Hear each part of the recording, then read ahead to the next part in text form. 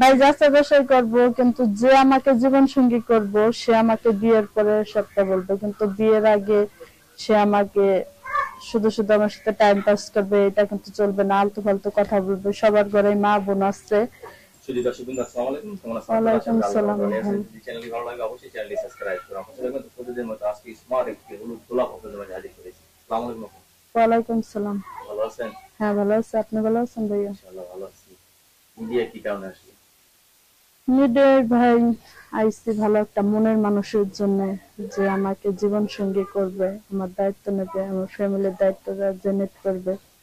নাকি বিয়ে শাদী হয়নি? না, আমার বিয়ের সাথে হয়নি। বিয়ে শাদী হয়নি, বয়স কত আপনার? বয়স 18।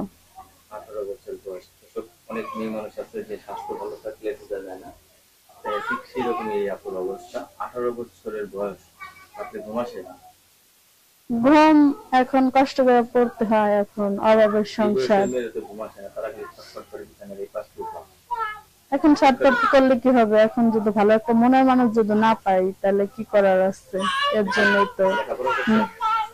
হ্যাঁ লেখাপড়া করছি। করছেন? লেখাপড়া করছেন? হ্যাঁ, কিন্তু জানতো লেখাপড়া করছেন? 5 পর্যন্ত লেখা করছি।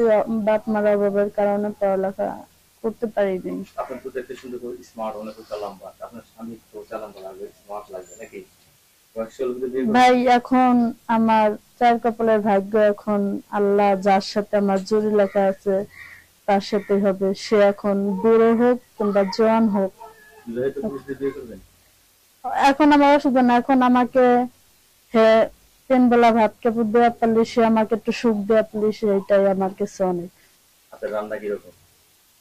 ইনশাল্লাহ গরিবের ঘরে জন্ম নিচ্ছে, এখন রান্না করতে হবে। ডাউল রান্না হলে কোন জিনিসটা বেশি লাগে বলেন? লবণ। লবণ বেশি লাগে।